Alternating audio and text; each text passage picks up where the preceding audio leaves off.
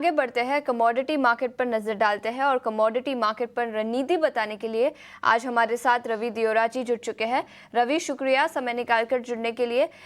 Commodity market पर आज के लिए क्या रणनीति होगी और आपके ट्रेडिंग आइडियाज कौन से होंगे? Good morning. डेफिनेटली आज जो पूरा फोकस है वो पर्टिकुलर चाइना के डेटा के ऊपर होगा। चाइना के जो डेटा है वो मार्केट के एक्सपेक्टेशन से नीचे है। हालांकि ये डेटा आज थोड़ा बहुत मेटल्स को सपोर्ट कर सकता है, क्योंकि यही हफ्ते चाइना में एक पॉलिसी मीटिंग भी है, तो उसमें शायद पॉजिटिव फेवरेबल आउटकम आए।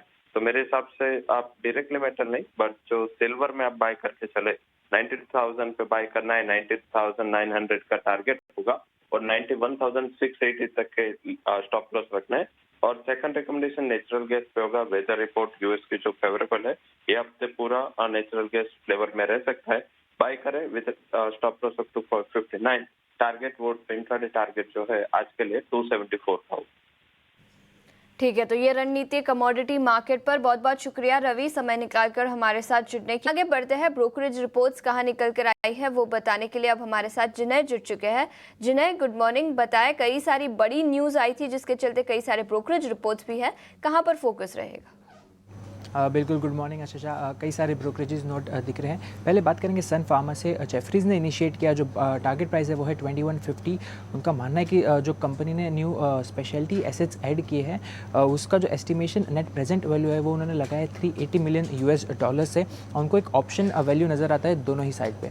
इसके अलावा C8 पे जो न्यूज़ फ्लो निकल के मिशेलिन डील पे जो निकल कर आई है, उसके काफ़ी ब्रोकरेजेस नोट देखने मिले। IIFL का नोट है, उन्होंने बाय रेटिंग मेंटेन किया। जो टारगेट प्राइस है वो है ₹4,000।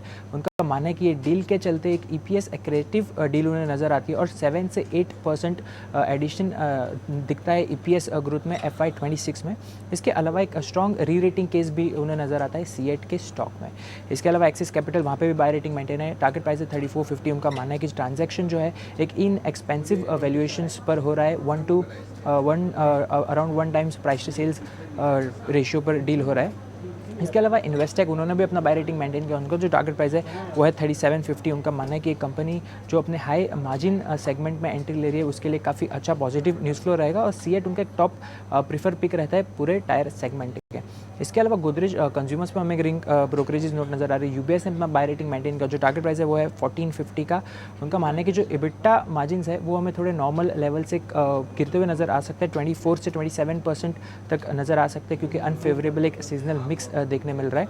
इसके अलावा JP मॉर्गन, उन्होंने ओवरवेट रेटिंग मेंटेन किया। उनका जो टारगेट प्राइस है वो है 1410 का। उनका मानना है कि जो रेस्ट ऑफ द पोर्टफोलियो है, सोप्स और HI को छोड़ के, वो एक डबल डिजिट ग्रोथ कंटिन्यू रखेंगे आगे ग्रोथ दिखाने के लिए। और जो प्राइस हाइक्स है वो रेवेन्यू ग्रोथ को एक mid single digit revenue growth नज़र आ सकती है। इसके अलावा मैक्वायरी, उन्होंने भी अपना न्यूट्रल स्टैंड मेंटेन रखा है। उनका जो टारगेट प्राइस है वो है 1260 का। उनका मानना है कि जो GCPL का व्यू है इंसेक्टिसाइड्स ग्रोथ का, वो एक सीजनल है, उससे वो एग्री करते हैं। उसके अलावा लेकिन उनका जो पाम इन्फ्लेशन जो है वो एक डिले करवा रहा है मार्जिन्स को नॉर्मलाइज लेवल पे आने के लिए, तो उनका एक मेन कंसर्न रहेगा वो इन्फ्लेशन।